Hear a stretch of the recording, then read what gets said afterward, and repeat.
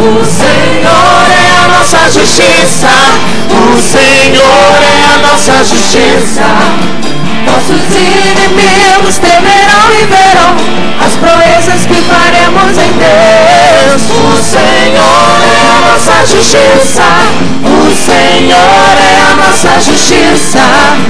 Nossos inimigos temerão e verão as proezas que faremos em Deus.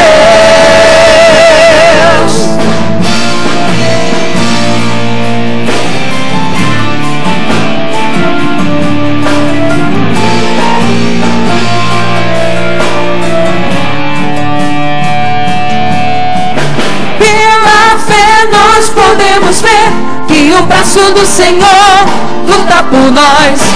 Mesmo em grandes provações, ao seu povo nunca falta o louvor. Pela fé nós podemos ver que o braço do Senhor luta por nós. Mesmo em grandes provações, ao seu povo nunca falta o louvor. Se muralhas à frente encontrar, ao chão vão tombar. Cadeias e grilhões se quebrarão com o som do meu louvor. O Senhor é a nossa justiça. O Senhor é a nossa justiça. Nossos inimigos temerão e verão as proezas que faremos em Deus. O Senhor é a nossa justiça. O Senhor é a nossa justiça. Nossa justiça. Temerão e verão coisas que faremos em Deus. Em Deus. Em Deus. Em Deus. Em Deus. Em Deus.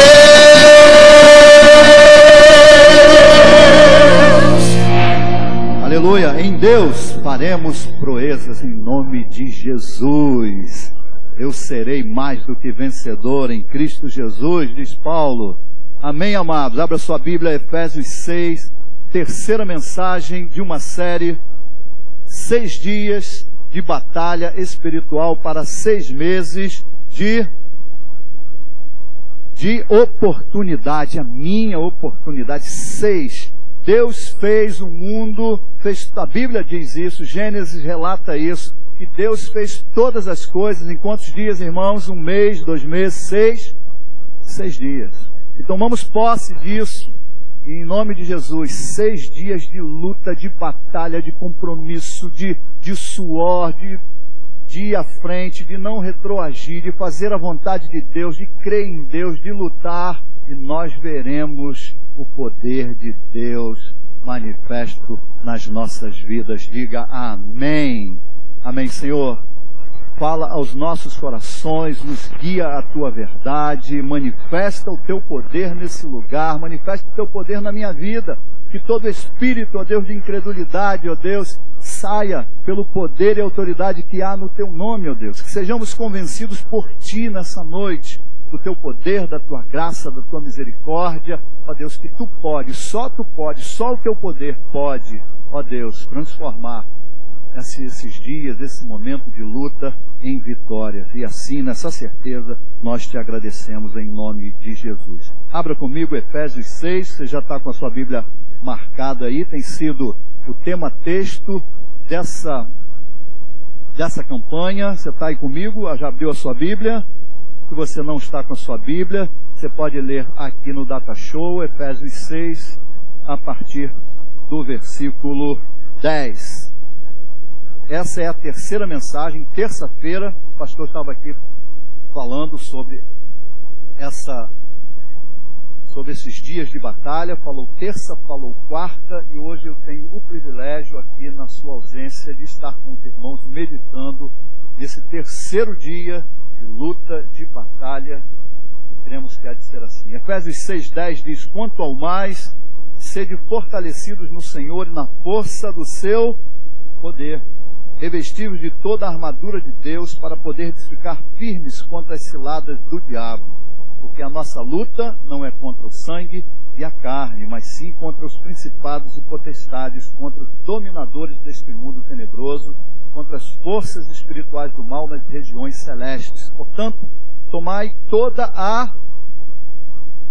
para que possais resistir do dia mau, e depois de terdes vencido tudo, permanecerdes inabaláveis. Versículo 14 diz: estai, pois, firmes, cingindo-vos com a verdade, e vestindo-vos da couraça da justiça. Calçai os pés com a preparação do evangelho da paz, embraçando sempre o escudo da fé, com o qual poderemos apagar todos os dardos inflamados do maligno. Tomai também o capacete da salvação e a espada do Espírito, que é a palavra de Deus. Versículo 18, com toda a oração e súplica, orando em todo o tempo no Espírito, e para isto vigiando com toda a perseverança e súplica por todos os santos. E também por mim, para que me seja dado no abrir da minha boca a palavra, para que, com intrepidez, fazer conhecido o ministério do Evangelho, pelo qual sou embaixador em cadeias, para que em Cristo eu seja ousado para falar como me cumpre fazê-lo em nome de Jesus. Amém. 6 dias de batalha para 6 meses, me ajude mais uma vez, de 6 meses de oportunidade. Esse texto fala de batalha, fala de armadura, fala de luta. E a nossa campanha é de luta. Eu quero, de forma breve, aqui, para você que não esteve aqui nos dias anteriores, passar para você algumas informações a respeito desse texto, para no final, sim, nós concluirmos o tema de hoje. O tema de hoje é eu vou falar. Como é que você sabe? Eu não falei, como é que você sabe que é a fé? Né? Será se é a fé? Não sei. Mas, amados, aqui a Bíblia diz que nós temos uma batalha. E como é que nós vamos para uma batalha sem sabermos com quem vamos lutar? Como é que nós vamos para uma batalha sabendo qual é o poder do adversário? Como é que nós vamos lutar uma batalha sem saber quais são as armas desse adversário? Qual é a sua logística? Como ele faz? Como é que nós vamos para uma luta sem saber de nada? Nós temos que saber primeiramente quem é o nosso inimigo, qual é o seu poder. E nós precisamos discernir, irmãos, 2 coisas. E dê sua atenção, olha aqui para mim. A primeira coisa que eu preciso para entrar numa batalha é saber dessas coisas que eu disse, mas, primeira coisa, não supervalorizar o meu adversário. Porque quando eu faço isso, eu crio em mim mesmo um problema. Eu me achato, eu começo a achar que eu sou desse tamanhozinho, que ele é um gigante, que ele é enorme, que eu nada posso, ele pode tudo, que ele vai me esmagar. Então, se eu supervalorizar o meu adversário, eu corro um grande risco antes mesmo de entrar na batalha. E o outro lado eu também não posso subestimar o meu adversário. Por quê? Não, tranquilo. Isso é uma lutinha vagabunda. 2 minutos eu vou lá e resolvo, né? Vou ali, chego, acabou, resolvo o problema. 2 palavras eu boto ele para correr. Que diabo o quê? Diabo eu chego assim, ele, igual cachorro, né? Sai fora, ele vai embora. A gente subestima, nós achamos que somos isso, somos aquilo, que nós podemos. E quando nós vamos para a luta, nós caímos do cavalo, quebramos a cara, as coisas não saem, pelo contrário, nós somos envergonhados, somos derrotados. Então, nós precisamos entender exatamente que é uma batalha, eu preciso saber a minha força, eu preciso saber a força do adversário. A Bíblia diz isso. Qual é o rei? Lá em Lucas fala isso. Qual é o rei que vai para uma batalha sem antes saber com quantos ele vai contar? Qual é o rei que vai para uma batalha sem saber qual é o poderio do seu adversário? A Bíblia nos fala a respeito disso. Como é que você vai calcular? Você vai construir uma torre sem antes calcular o preço da torre, para que depois você não seja envergonhado. Assim diz a palavra de Deus. Nós precisamos saber dessas coisas. E eu preciso saber quem é o meu inimigo. E esse texto deixa muito claro quem é o nosso inimigo. Diz aqui, porque a nossa luta não é contra o sangue e a carne, mas sim contra os principados e potestades, contra os dominadores desse mundo tenebroso, contra as forças espirituais do mal nas regiões celestes. Irmãos, esse texto trata não de um inimigo. Quem é o meu inimigo? Ele diz assim, ele está dizendo aqui nesse início de versículo, porque a nossa luta não é contra o sangue nem a carne. O teu inimigo não são as pessoas da tua casa.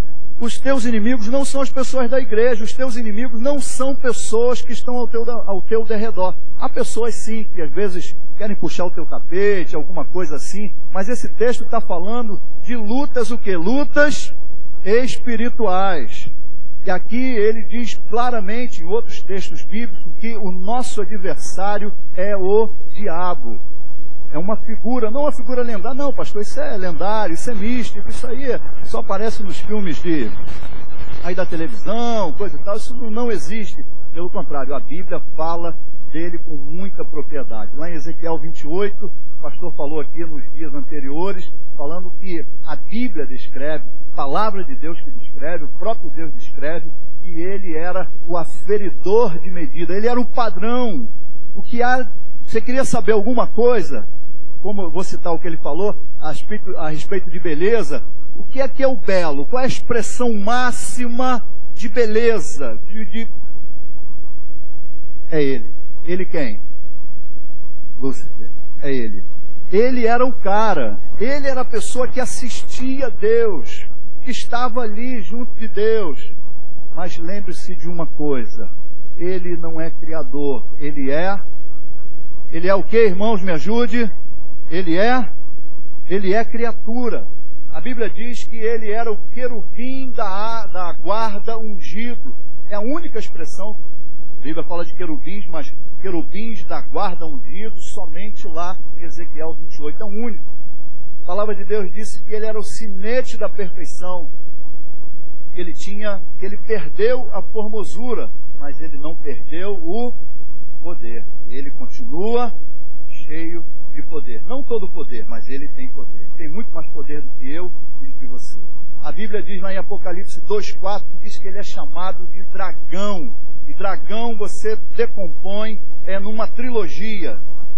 É uma trilogia do inferno mesmo, né?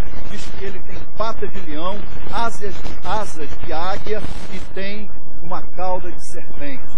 Nós estamos falando de quê? Pata de leão é de força. Asas de águia, nós estamos falando de agilidade. Cauda de serpente, nós estamos falando de poder. De poder. 1 João 5,18 diz que ele é maligno. A essência do caráter dele, o que ele sabe fazer, o que ele produz, o que ele é mestre em fazer é o mal. É desgraça. É isso que a palavra de Deus diz que ele é. 2 Coríntios 6,15 diz que ele é Belial, que é indigno. João 8,44 diz que ele é homicida, que ele tem a paternidade da mentira. Você já pensou se nós tivéssemos que pagar royalties a ele pela mentira? Ele estava, milionário. Já pensou? Trilionário, sei lá, não sei quantos milionários poderíamos colocar aí. Né? Porque ele é o pai da mentira, é o cara que criou a mentira, é ele. Então, quando o homem mente, nós estamos dando glória a ele. Ele é um sujeito que não tem pressa, né? Ele tem uns anos e anos e anos para ser ardiloso, para nos pegar na curva, como nós costumamos dizer. Ele não tem pressa. Seu ministério é do mal. E há uma antítese quando João fala, em João 10,10, falando que ele veio para o que? Me ajude. Para roubar, matar e destruir. E ao contrário dele, Deus, a essência do caráter de Deus é boa, é bondosa, é de graça, é de criação. Ele diz, eu vim para que tenham, me ajude, vida, qualquer vida, vida vagabunda, vida porcaria, uma vidinha qualquer sem vergonha, não. Ele diz, eu vim para que tenham. Jesus falando, irmão, Jesus falando. Jesus como homem. Jesus é o nome do homem. Jesus. Ele está dizendo aqui na terra, olha, eu vim, quer dizer, ele saiu de algum lugar, foi para o outro. Está aqui na terra, ele diz, eu vim para que vocês tenham vida, e uma vida que dê gosto, uma vida abundante, uma vida generosa, uma vida cheia de poder, uma vida de graça, uma vida em que vai ser a minha expressão através de vocês aqui na terra. Ao contrário de mim, o pai da mentira, o que ele veio fazer? Irmãos, me ajude, me lembre aí. Roubar, matar e destruir. É o que ele sempre faz. Ele sempre atua em todas as camadas, né? Em todas as camadas. Ele atua no individual, atua aí em você, ele atua de uma forma mais ampla, ele pode atuar na família, ele pode atuar em pequenos grupos, ele atua na tua vizinhança, mas ele também tem, como você vê aqui na palavra de Deus, que diz que tem, olha, algumas divisões do seu reino, principados e potestades, dominadores desse mundo tenebroso. Ele atua, tem esferas de atuação. Talvez alguém aí desavisado, por isso que eu falei, não subestime o mal. Não subestime. Paulo fala que nós temos dificuldades em discernir. Deixa eu ler para você, em Romanos, 1 Coríntios 5. 1 Coríntios 5, olha o que ele fala. E é por isso que muita gente não entende 1 Coríntios 5. Será que é isso mesmo? Deixa eu achar aqui rapidinho. Não, ele diz assim, 1 Coríntios 2, 14, ele diz assim, ora, o homem natural não aceita as coisas do Espírito de Deus, porque eles são loucura, e não pode entendê-las porque elas se discernem espiritualmente. Eu estou falando disso aqui, você fala assim, isso aí é uma figura, sei lá, de lenda, isso aí é coisa que alguém criou para criar medo em vocês, botar medo em um grupo de pessoas, para poder tirar, manusear vocês. Não é isso que a Bíblia diz. Eu apenas, e nesse púlpito nós temos falado, que é a palavra de Deus que diz, a qual é verdadeira, infalível, que Ele faz que ela aconteça, é a palavra de Deus. Então a palavra de Deus diz que nós temos um inimigo espiritual, poderoso, ele atua em todas as áreas de atuação humana, ele faz tudo para roubar, matar e destruir. É o que ele faz. A Bíblia diz que aqui em Efésios diz que a nossa luta não é contra sangue nem a carne. Eu não tenho que ficar lutando contra as pessoas. Eu tenho que lutar exatamente contra o mundo espiritual.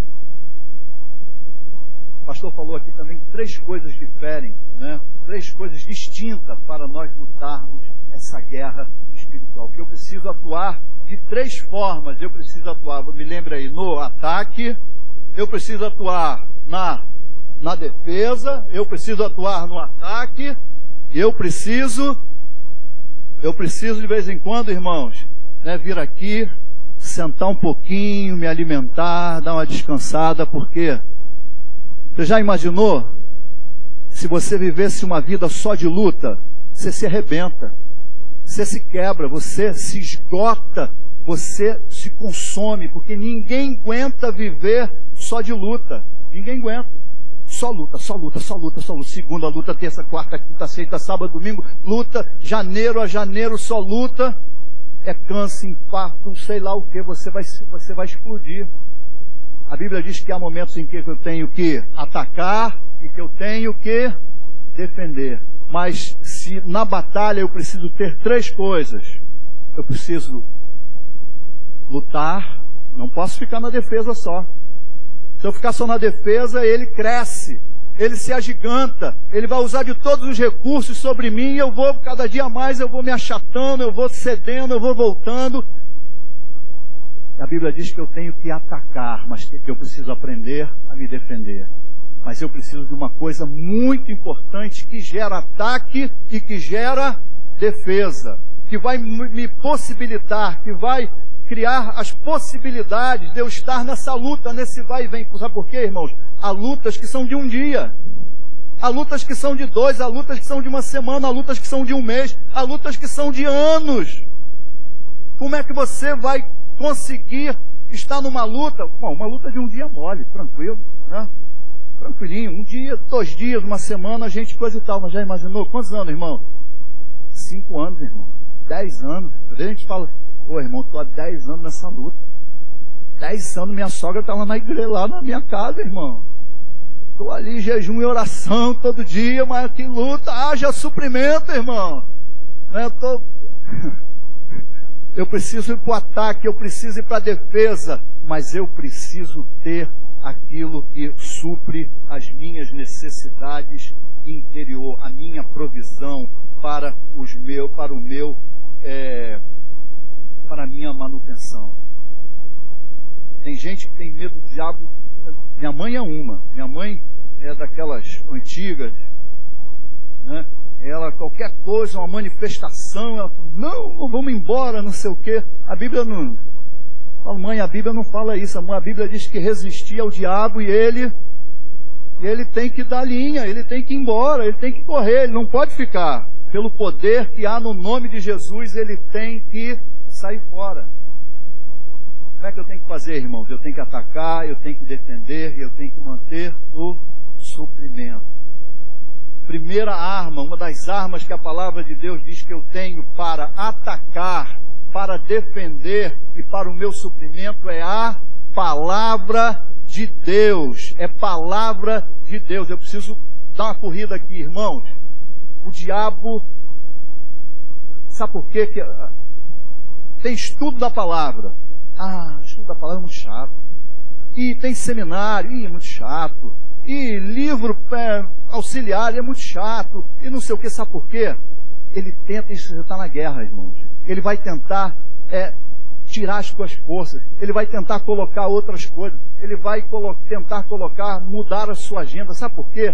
Porque uma pessoa cheia da palavra de Deus é uma pessoa pronta, apta para a guerra. É uma pessoa, Paulo diz que a palavra está no meu coração, na minha boca. Sabe quando é que você fala aquele versículo? Quando você rebate, quando você é um apologeta da palavra de Deus, que você fala para alguém, rebate um pensamento, uma citação, que você ainda fala, rapaz, eu falei coisas que eu nem sabia que eu sabia. Mas você sabia. Aqui o Espírito Santo puxa de dentro do teu coração, faz lembrar a você. Tem uma situação, acho que é em Atos, que eles dizem assim, uma orientação de assim, não temas, que quando chegar não temas em saber o que você vai dizer. Sabe por quê? Porque quando chegar lá, eu vou falar através de você. Sabe quando é que o Espírito Santo fala? Ele fala através de nós, através da palavra de Deus. Mas é a palavra que está no seu coração. Ele não vem, vai, né? Um raio, um feixe de luz, né? Vem sobre a sua cabeça. Não, nós temos livre-arbítrio. Deus não trabalha dessa forma. Por isso que eu preciso. É por isso que ele diz, não se afaste da palavra. Leia todo dia. Não é isso que a palavra de Deus nos ensina? Busque a palavra de Deus, leia a palavra de Deus, esteja com a palavra de Deus. Sabe por quê? No dia em que for o dia da tua luta, no dia que for aquela situação, como Jesus fez, o diabo deixou, falou, 40 dias, tadinho. Ele está comendo até pedra, gafanhoto, tudo que aparecer, ele vai, 40 dias de jejum. Aí ele falou, está na hora, 40 dias é o limite humano, não dá mais, ele está jogado no chão, vai ser a hora que eu vou arrebentar com ele, que eu vou propor um monte de coisas para ele, e nessa hora, ele só não sabia de uma coisa. Aí ele falou assim, Jesus, mas Jesus era Deus, ele era Deus, mas a palavra de Deus disse que ele se despiu de si mesmo, se despiu das suas prerrogativas de Deus. Ele não se tornou homem, não deixou de ser Deus, ele continuou a ser Deus, mas ele incorporou a humanidade e só agiu como homem. Todas as vezes, todos os milagres que Jesus fez foi pela atuação do Espírito Santo na vida dele. Quando João viu na hora do batismo, você lembra? O que ele disse? Eu vi o Espírito Santo como uma pomba. Jesus sempre estava cheio do Espírito Santo. Cheio do Espírito. Irmãos, isso é fogo. É fogo. Espírito Santo com palavra de Deus. Não há diabo que resista na tua vida. Seja cheio da palavra de Deus. Leia a palavra de Deus. Pastor, eu não entendo nada. Irmãos, Deus não pede para nós entendermos a palavra de Deus. Ele pede para nós lermos a palavra de Deus. Toma a palavra de Deus, porque na hora o Espírito Santo vai iluminar você. Vai te dar compreensão daquilo que está acontecendo. É por isso que você lê o mesmo texto 300 vezes. 300 vezes você tem uma compreensão diferente. Que é o Espírito Santo que escreveu, inspirou, e é Ele que dá discernimento para cada um de nós. Diga amém, irmãos. Então o diabo odeia gente que lê a palavra. Se você lê a palavra, pode ser que você tem um inimigo. Não sou eu. Não sou eu. Estou convidando você aí para o seminário. Sem a palavra, você não é nada. Você pode ter dinheiro, você pode ter carro, você pode ser bonito, você pode ser o que for. Para o diabo, você não é nada. Ele só começa a te olhar com respeito quando ele percebe que você conhece a palavra de Deus. Você pode ter tudo, mas se não tiver a palavra, já era, né? Lâmpada para os meus pés é a tua, para não errar. Guardei a tua palavra no meu coração para não pecar contra ti. Não é isso? É a palavra. É palavra. Palavra de dia, palavra na hora do almoço, palavra de noite. Não deixe de ler a palavra todos os dias. É por isso que ele odeia crente. Outra coisa que o pastor falou aqui, falou da oração. Versículo 18, com toda a oração e súplica, orando em todo o tempo no Espírito, para isto vigiando com toda a perseverança e súplica por todos os santos. Se há uma outra coisa que ele odeia, é gente que ora. É gente que ora. A palavra de Deus, 1 Tessalonicenses diz, orai sem... Ele está dizendo, seja constante. Orai sempre, todo dia. Orai no Espírito toda hora. Buscai a Deus, ore. Aonde você estiver, está no banheiro, está tomando banho, alguém falou, pastor, estou tomando banho, mas estou pelado. Aí eu posso orar? Falei, irmãos, ore do jeito que você estiver, né? Quando ele voltar, se você estiver no banheiro pelado, você vai do jeito que você estiver. Não se preocupe com isso, porque Deus não está preocupado com isso. Isso é as bobagens, né, da nossa cabeça, que a gente fica com isso. Então, ore todos os dias. Ore sem cessar. Venha orar. Terça-feira tem culto de oração. Domingo pela manhã tem consagração. Venha orar. Venha buscar. Venha se colocar na presença de Deus. Irmãos, oração é intimidade. É por isso que a palavra de Deus diz, entra no teu quarto, porque quarto é lugar de privacidade. Mas ele não está falando só de quarto em si, a figura de um quarto. Ele está falando, vá a um lugar onde você tenha privacidade. Olha só, irmão, Jesus, com tudo que ele representou e representa, ele nunca tomou decisões no seu ministério antes de ir para um lugar onde ninguém ficava enchendo o saco dele. Não é verdade? Então, hora de orar é um lugar, é uma hora de qualidade para você. É a hora que você fala, 9h30, às 10 eu vou orar. Toca o celular. O que eu faço, irmãos? Deixa tocar. Me perdoe, vou dar uma alfinetada aqui em alguém. Uma coisa que me irrita na igreja é gente que sai para atender celular. Eu até admito, estou com uma pessoa doente em casa, sabe aquela situação?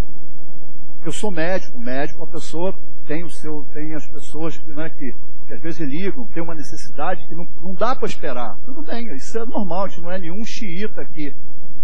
Não, mas para atender, sabe onde está meu sapato?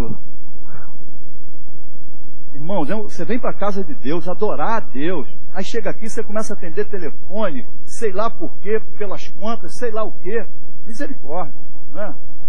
Dê honra a Deus com o seu tempo. Tocou a campainha, sei lá o quê. Irmão, se você está falando com Deus, é que eu sempre falo, se Deus estivesse aqui, poderiam falar o que for, você não sairia daqui nem só amarrado. Mas como ele não está aqui fisicamente a olhos, aí a gente começa a dar jeitinho. Então, ore, busque a Deus, clame a Deus, crie momentos de intimidade com Deus aí, em nome de Jesus. Já falei que Jesus orava, que Jesus muda as situações. O pastor falou algo tremendo. Irmãos, nós buscamos a Deus por uma série de coisas. Buscamos a Deus porque precisamos do emprego, buscamos a Deus porque o carro quebrou, porque o problema no casamento, porque problema no emprego, problema aqui, problema ali, problema ali.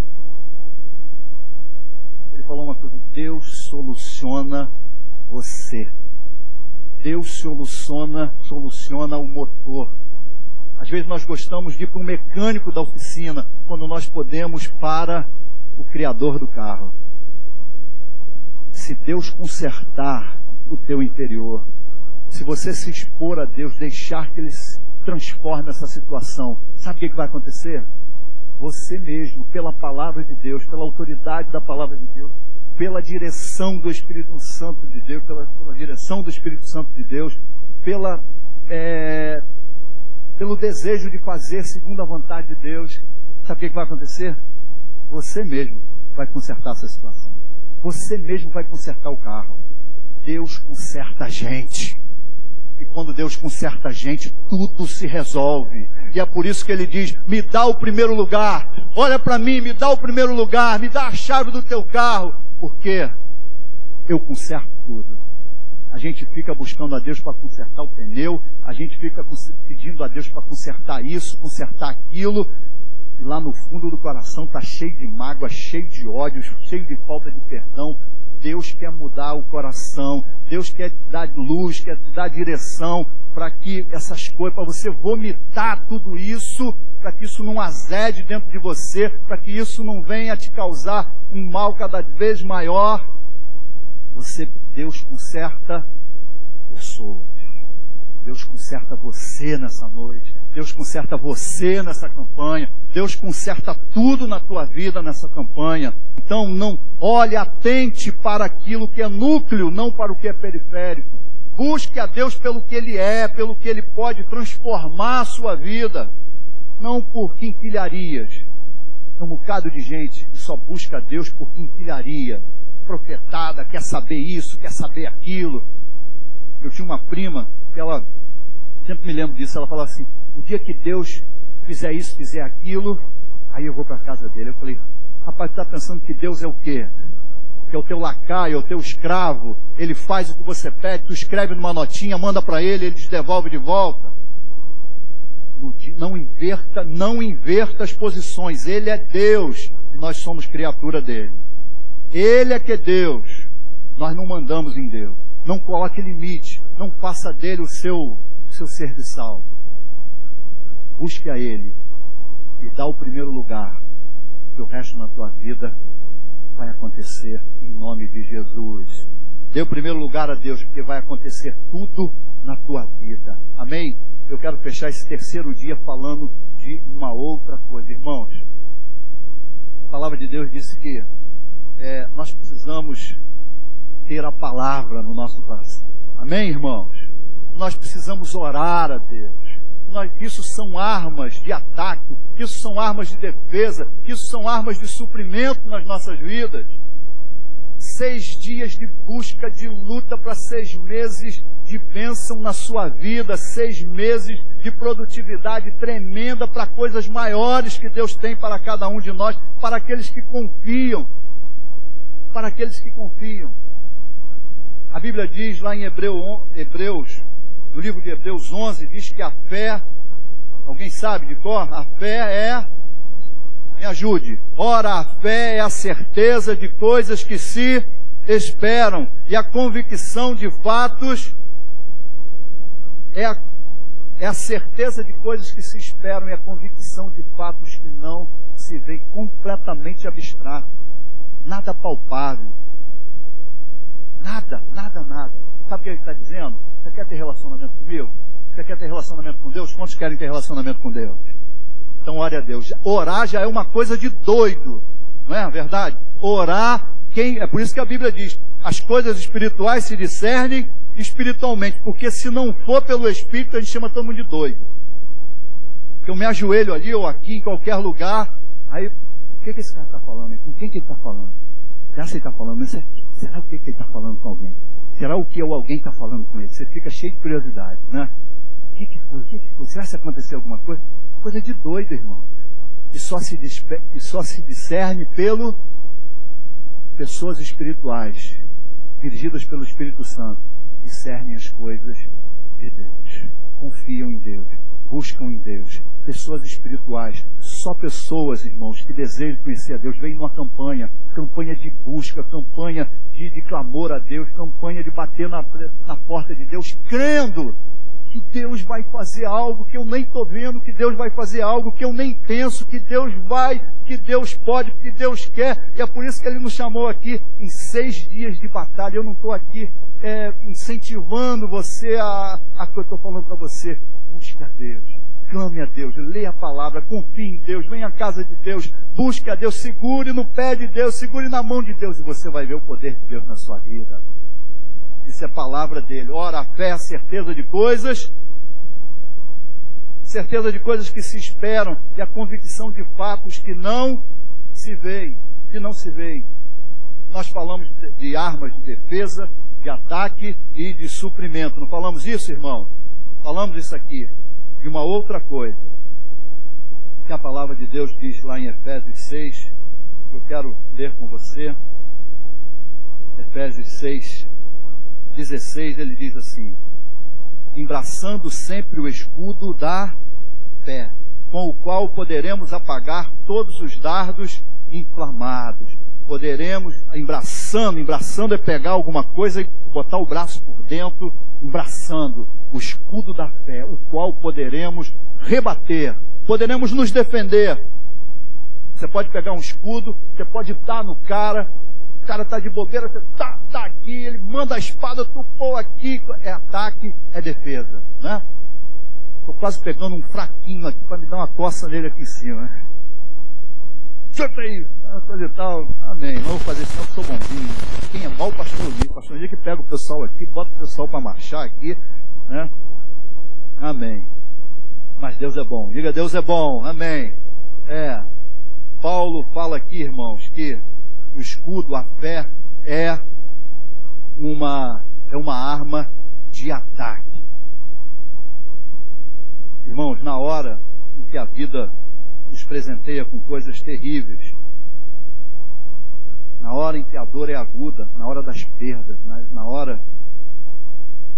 Você sabe o que eu estou falando.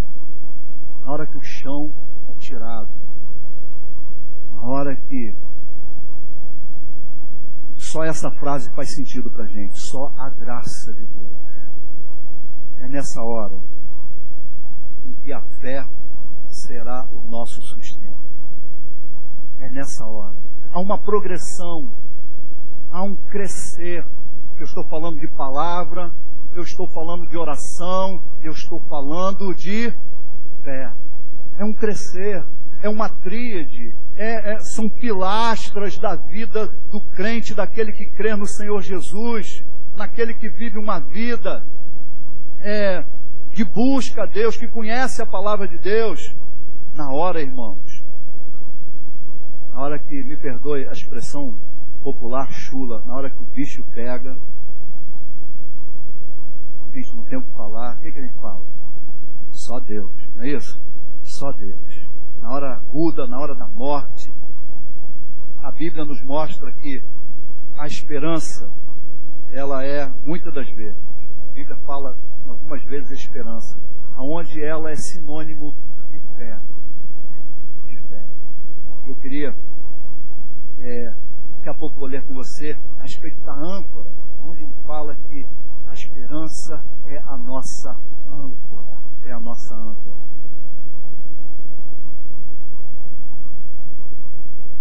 Hebreus 11, eu já falei que pela fé é a certeza de coisas. A certeza de coisas. Há uma história, irmãos,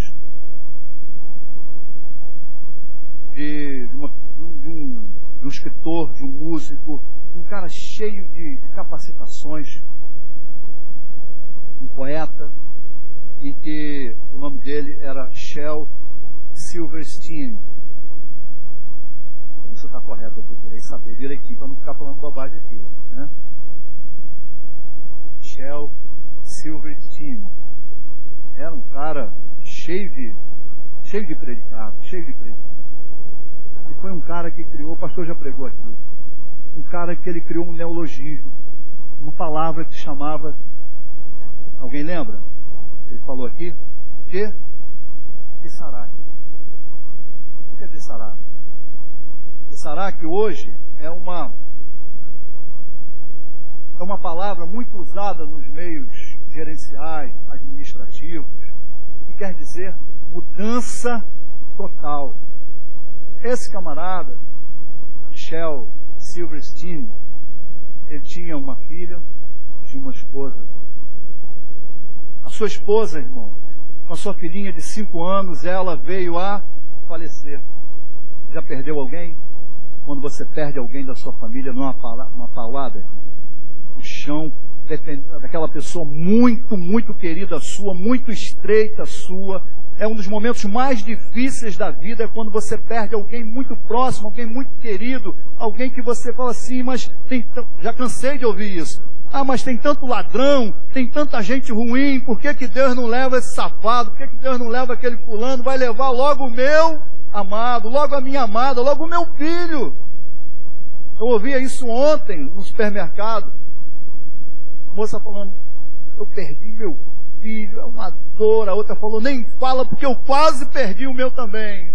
Eu falei, eu vou embora porque esse assunto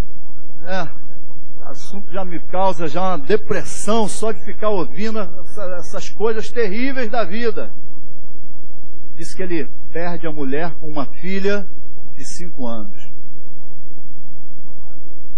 Alguns anos depois, sua filha com 11 anos, sua filha também o quê, irmãos? Ó, em nome de Jesus, eu espero que você nunca, em tempo algum, venha experimentar essa dor. Venha experimentar essa palavra que esse cara inventou. Tessarak. É de uma mudança drástica. Que é uma situação extrema na sua vida. E ele ficou num vácuo. Ele ficou sem chão. Ele ficou... O seu mundo, a sua história passou. E a nova ainda não existia. Ele ficou como dependurado no ar. A Bíblia diz que a esperança é a âncora da nossa alma. A Bíblia diz que quem nele crê não será confundido. Irmãos, nessas horas,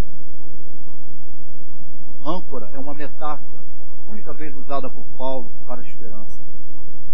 Ele está dizendo, é nessa hora, se você não tiver palavra, se você não orar, e se você não tiver esperança como sinônimo de fé, se você não tiver fé, você se arrepende, você se destrói, a vida acaba com você. Mas em nome de Jesus, não vai haver Tessarak nas nossas vidas. Amém, amado? Um momento tão aterrorador, tão brutal na vida desse homem, tão nefasto na vida dele, que transformou toda a sua vida.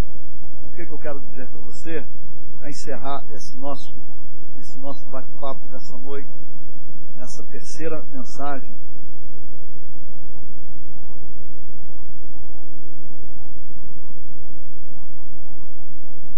Uma vida que passa pelo Tessarak, com certeza, nunca mais nada será igual na sua vida. E a Bíblia diz que a esperança, a fé, é a âncora da minha vida. A âncora é aquilo que prende o navio, que dá estabilidade ao barco, que faz você ficar. Quando tudo mais na tua vida se perder, você tem esperança de Cristo na sua vida. Quando tudo mais for jogado fora, quando tudo mais se perder, você tem a âncora que é Jesus na sua vida. é a tua esperança, é o poder de Deus na tua vida. Quando tudo mais, irmão, se pensará que acontecer na sua vida, se o inimigo chegar para arrebentar com você, se o inimigo vier para lutar com você, você já sabe o que você faz. Você já sabe as armas de ataque, de defesa, você sabe do poder da oração, você sabe o poder da palavra de Deus, você sabe de que estar na casa de Deus é suprimento, você sabe que jejum é suprimento, você sabe que oração é suprimento, você sabe que estar louvando a Deus é suprimento na sua vida. Mas há momentos na nossa vida, momentos de ressaraque nas nossas vidas.